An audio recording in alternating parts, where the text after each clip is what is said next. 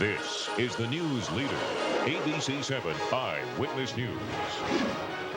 A routine job is anything but routine as a worker takes a fall on the George Washington Bridge. Good afternoon, everyone. I'm Steve Bartlestein. And I'm Lori Stokes. Welcome to Eyewitness News at noon. Quite unbelievable and some tense moments this morning on the GW Bridge as a worker falls and has to be rescued from the construction site on the tower. Our John Del Giorno joins us now with the very latest. John. Well, Lori, it was a dramatic morning here at the George Washington Bridge as a fallen construction worker was pulled to safety from inside the west tower of the bridge. This all began shortly after 10 a.m. when a painter who was working inside the west stanchion, or what we call the Jersey Tower, slipped off a platform and onto another platform. We can take a look at tape that you only see here on Channel 7 Eyewitness News. This painter was working between the road level and the water line, and his rescue was complicated due to the crisscrossing steel beams and an additional painting scaffold that's been erected outside of the bridge. Finally, after just over an hour, members of the Port Authority Police Department's Emergency Services Unit, along with the Fort Lee Ambulance Squad, pulled this worker to safety. That happened just over 40 minutes ago. This worker was taken to Hackensack Medical Center with a fractured leg and is currently in stable condition. Meanwhile, back to live pictures of the bridge. All the activity here has been cleared, and your afternoon traffic so far is not a problem. And we are live over the George Washington Bridge. John Del Giorno, ABC 7 Eyewitness News. Boy, lucky man. Thank you, John. Calling it a life or death decision, police in Brooklyn this morning were forced to open fire and kill a man holding a woman at knife point. But it was hardly to stave off violence. He'd already stabbed her before they even got to that scene.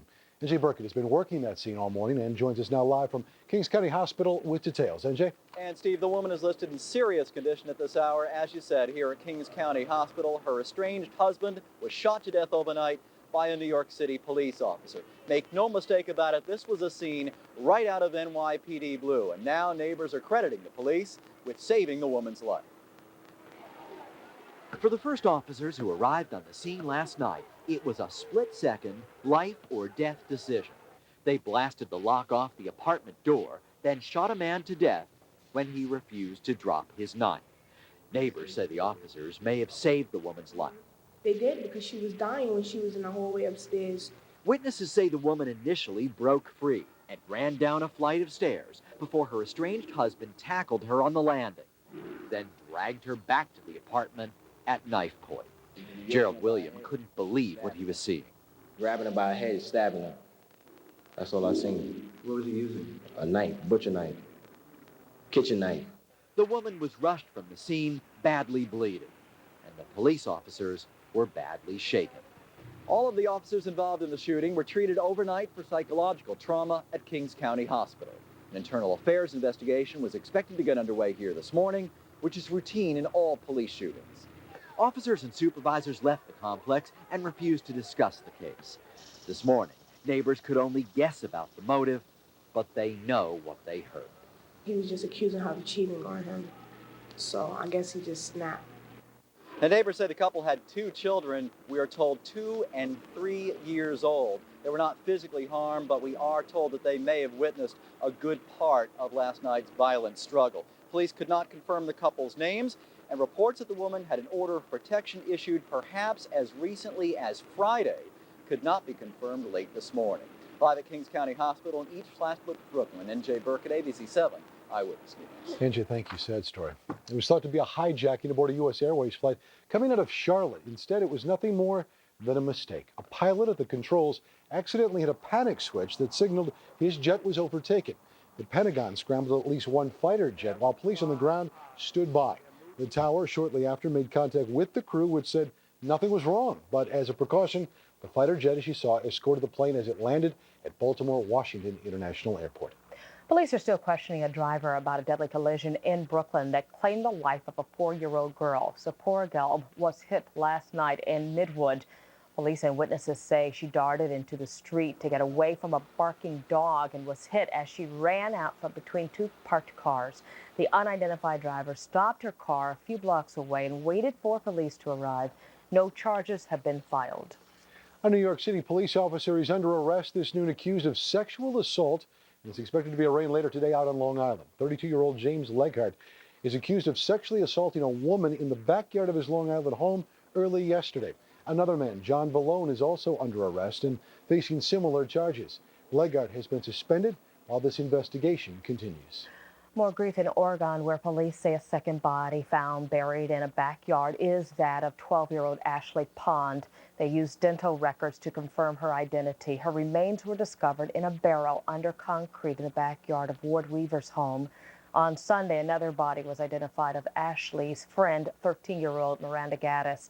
Authorities say they will seek a murder indictment against Ward Weaver. He's been in jail for almost 2 weeks on an unrelated rape charge. Other news: tomorrow is sentencing day for convicted killer and Kennedy cousin Michael Skakel. His lawyers filed for a new trial yesterday. They claim prosecutors withheld a police sketch that points to another suspect, Kenneth Littleton. He was the Skakel family's new tutor on the night Martha Moxley was murdered outside her Greenwich home in 1975. Skakel faces a minimum sentence of 10 years and a maximum of 25 years to life. Laura, this is one of those 9/11 related stories that clouds the effort of so many heroes of that day.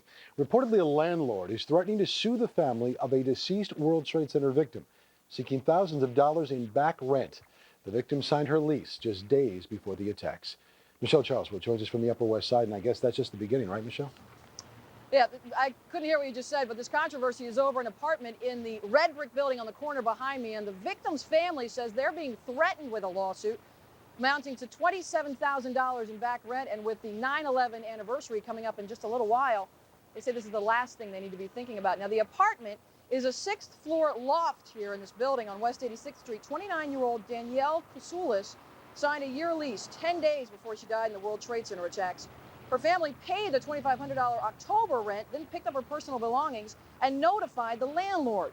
They say the landlord wouldn't accept Danielle's death as a reason to break the lease and said she wanted the year's rent regardless. Now, New York law was actually on the landlord's side at that point until the landlord moved into the victim's apartment. She'd been living there since, as evidenced by the fact that her name, Denise Lyman, is clearly printed on the doorman's resident address list. Now, since she has been living in the $2,500 a month loft since then, she's no longer entitled to the $27,000 in back rent.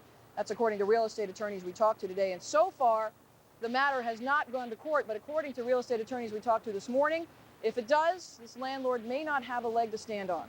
We're live on the Upper West Side today. Michelle Charlesworth, ABC 7, Eyewitness News. Thank you, Michelle. All you students out there, we have some news you probably don't want to hear. Your time in class will be a little longer this year. Don't kill the messenger, all right? In his first policy change, New Schools Chancellor Joel Klein is adding days to the school calendar. It's a last-minute change. Just 2 days have been added to this coming school year. That had originally been set aside for teacher training. In addition, you'll have to change your wake-up call, as most schools will open, Lori, 20 minutes earlier. Wow. Just 2 days. Yeah, you think of when you were a kid. Yeah. Will New York City be on the short list to host the 2012 Olympics? We're going to find out later this afternoon. That's when the U.S. Olympic Committee will announce its final 2 potential host cities. New York, San Francisco, Houston, and Washington have submitted bids. New York is touting its expertise at handling and moving large crowds. It's also selling its diversity and immigrant history. The USOC will make their final decision on November 3rd. The International Olympic Committee will pick the hosts in 2005. Fingers crossed there. Consumers continue to question this economy, and that has stock prices taking a beating. For that story and more, from Wall Street, we turn to Business Week's Gigi Stone live at the Amex. Hey, Gigi. Hi, stocks have really been dancing around the break-even line all morning. A new report showed consumer confidence is at a 9-month low. That is weighing on the upbeat mood right now. So is news that Intel is lowering its earnings forecast. We will be hearing a report from Hewlett-Packard Compaq after the bell. This is the first one since the merger, so investors are really anxious to see how that company is doing. Let's take a look at the numbers for the noon hour. Major indexes all pretty flat. The Dow's up just 3 points. Nasdaq's down nearly 20 points. Definitely watch Citigroup today. Shares are falling after its finance arm, Solomon Smith Barney, admitted to doling out thousands of shares in hot IPOs to executives at WorldCom, making its big clients there a lot of money. The company says that is standard practice.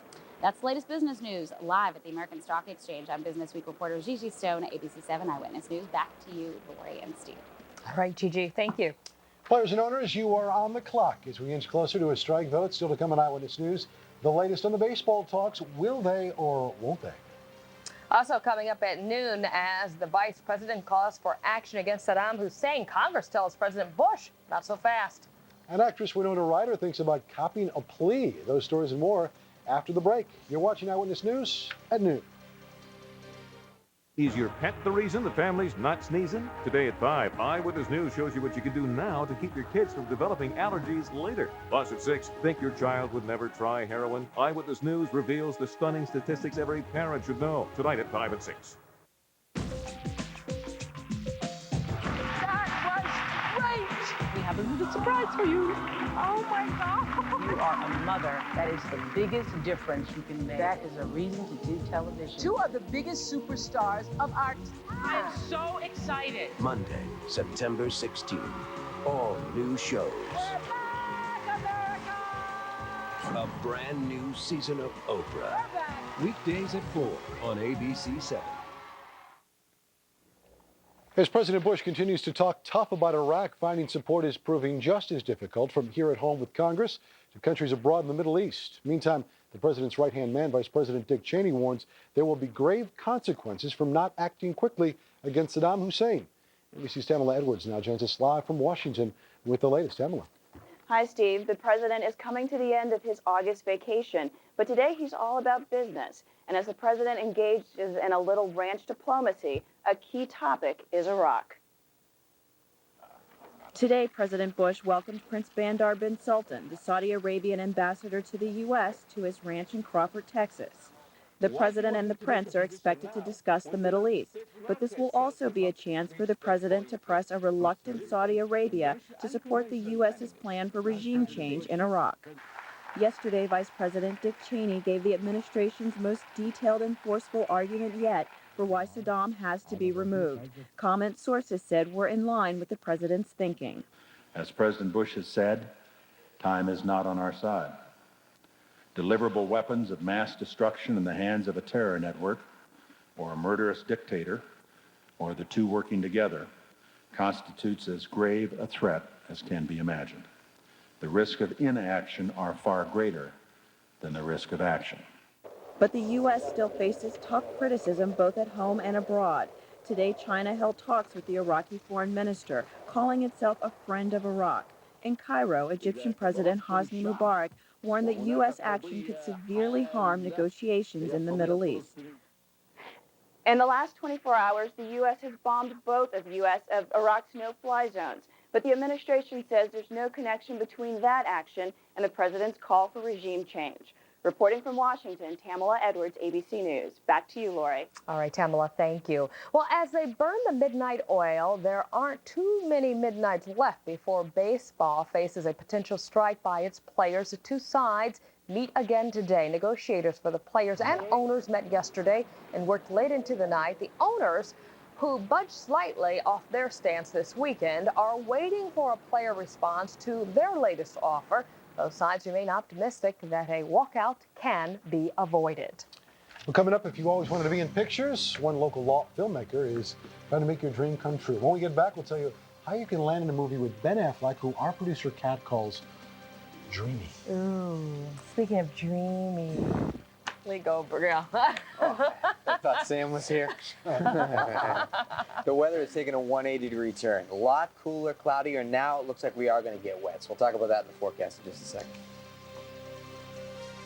Is your pet the reason the family's not sneezing? Today at 5, Eyewitness News shows you what you can do now to keep your kids from developing allergies later. Plus at 6, think your child would never try heroin? Eyewitness News reveals the stunning statistics every parent should know. Tonight at 5 and 6. Closed captioning provided by your Lexus dealers.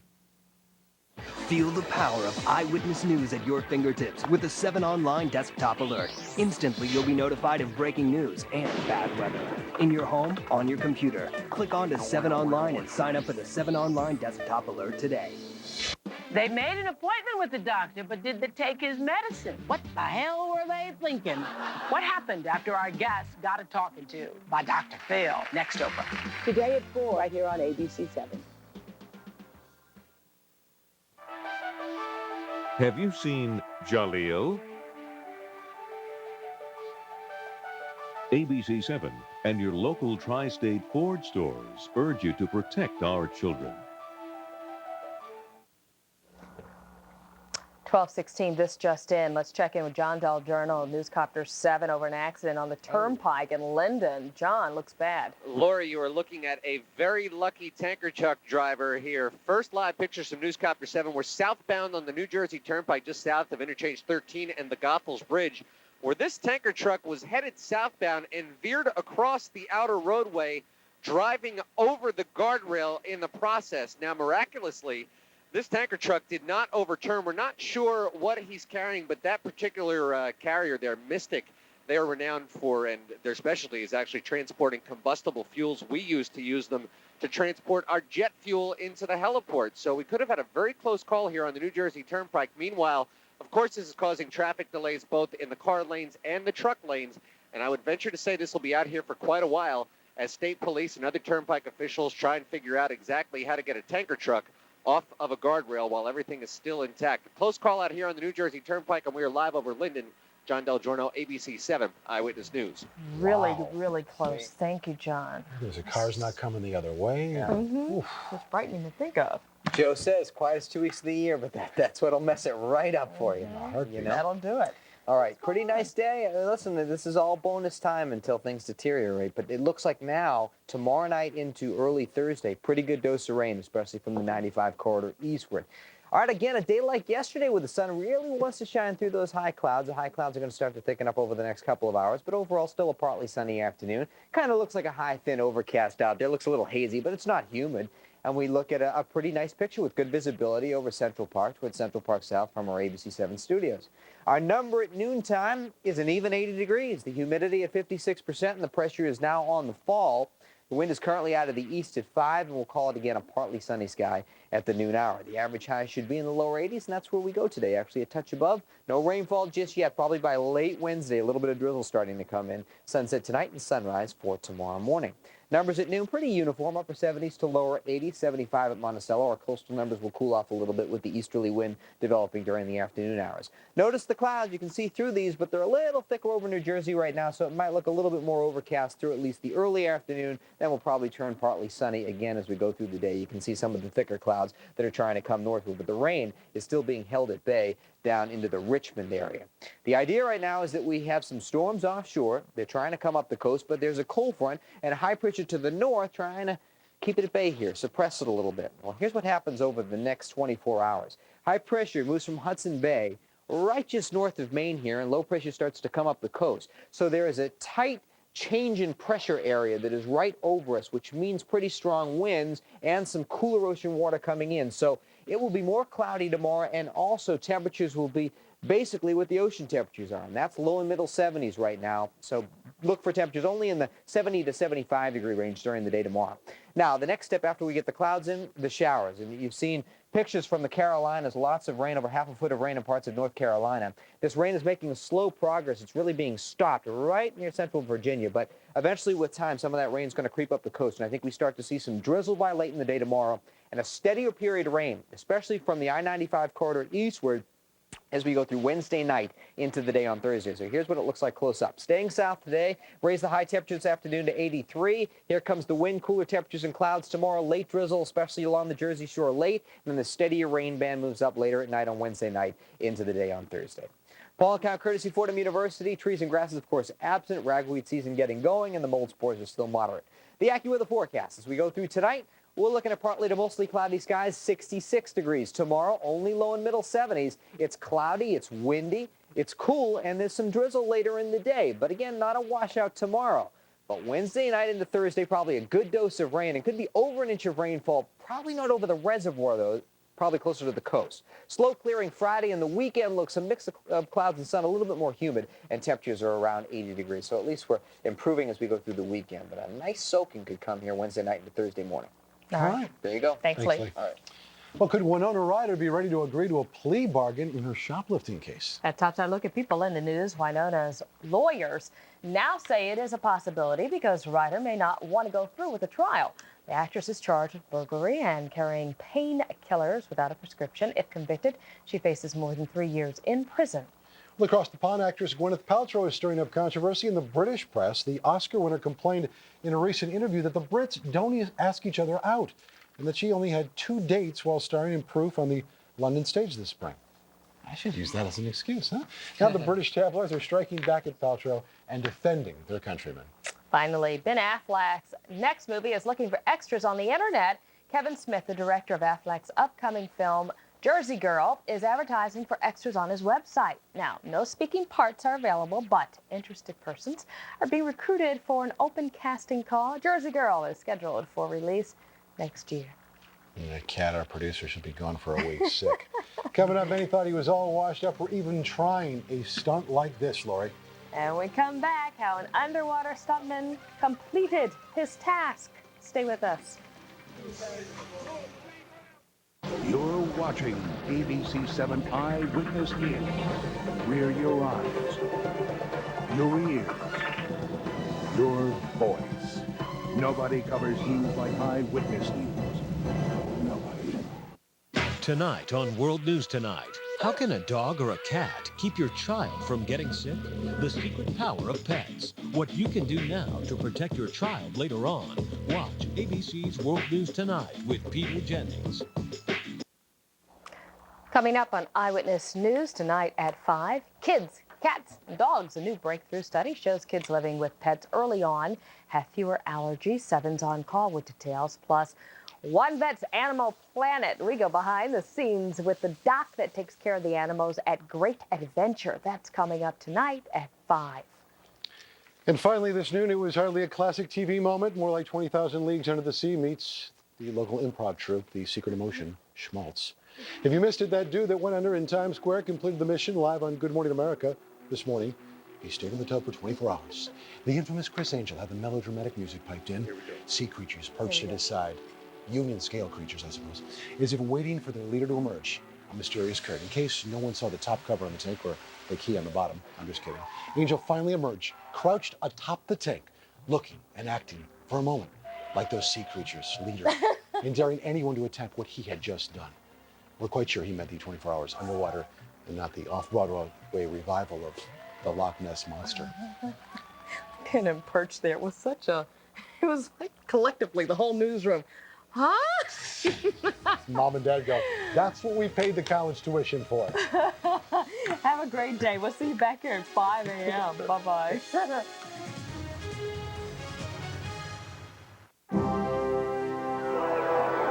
It's New York Lottery's numbers and win for midday drawing for Tuesday, August 27th, 2002. I'm Michelle Fortino. Now here's today's number. The first ball up is 1. The next is 9. And the last is 5, making the midday number 195. Today's drawings are being observed by an auditor from KPMG. And now, win 4. The first ball up is 0. The next is 2. The next is 5. And the last is 3, making the midday win 4 number 0253. Thanks for joining us. Have a great day.